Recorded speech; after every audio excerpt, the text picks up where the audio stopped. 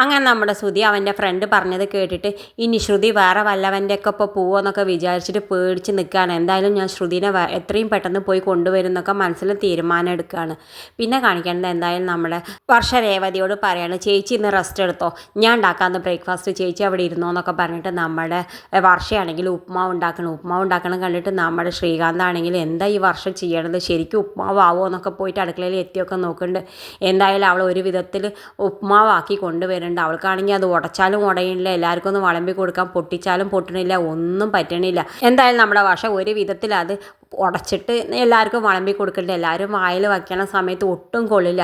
എന്തായാലും ആ സമയത്ത് നമ്മുടെ രവി പറയണ്ട, അങ്ങനെ ഒറ്റയടിക്ക് നന്നല്ല എന്ന് പറയരുത്, ആദ്യം അതിൻ്റെ ഗുണങ്ങളൊക്കെ പറയണം, പിന്നെ പതുക്കെ അതിലെന്താ ദോഷിച്ച് അത് പറഞ്ഞാൽ മതി എന്നൊക്കെ പറയുന്നുണ്ട് നമ്മുടെ ശ്രീകാന്തിനോട്.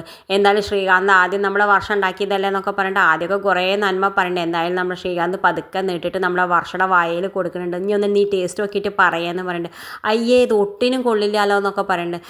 ആണോ എന്നൊക്കെ പറയുന്നുണ്ട് നമ്മുടെ ശ്രീകാന്ത്. എന്തായാലും ഉപ്പുമാവ് ആർക്കും ഇഷ്ടമായിട്ടില്ല, എല്ലാവരും കഴിക്കാതെ നീക്കുന്നുണ്ട്.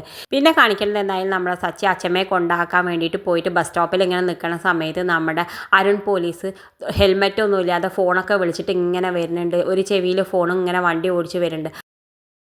അതെന്തായാലും നമ്മളെ സച്ചി കാണുന്നുണ്ട്. എന്തായാലും സച്ചി വേഗം ഫോൺ എടുത്തിട്ട് അതൊക്കെ വീഡിയോ ആക്കിയിട്ട് അവൻ്റെ ഫോണിൽ പകർത്തിട്ടുണ്ട്. എന്തായാലും നമ്മുടെ അരുൺ പോലീസ് വണ്ടി വന്ന് നിർത്തിയതോട് കൂടിയിട്ട് നമ്മുടെ സച്ചി ഓടി ചെല്ലുന്നുണ്ട് നമ്മുടെ അരുൺ പോലീസിൻ്റെ അടുത്തേക്ക്. എന്നിട്ട് പറയുന്നുണ്ട്, സാറേ ഞങ്ങളെപ്പോലുള്ള സാധാരണക്കാരിങ്ങനെ വണ്ടി ഓടിച്ച് വന്നാൽ നിങ്ങൾക്ക് അപ്പം ഫൈൻ ഇടല്ലോ, നിങ്ങൾക്ക് അങ്ങനെ ഓടിക്കുമ്പോൾ ഒരു പ്രശ്നമില്ലേ എന്നൊക്കെ പറയേണ്ട. ആ സമയത്ത് നമ്മുടെ അരുൺ പോലീസിന് ദേഷ്യം വന്നിട്ട് പറയേണ്ട, ഒന്ന് പോടോ എന്ന് പറയുന്നുണ്ട് നമ്മുടെ സച്ചിയോട്.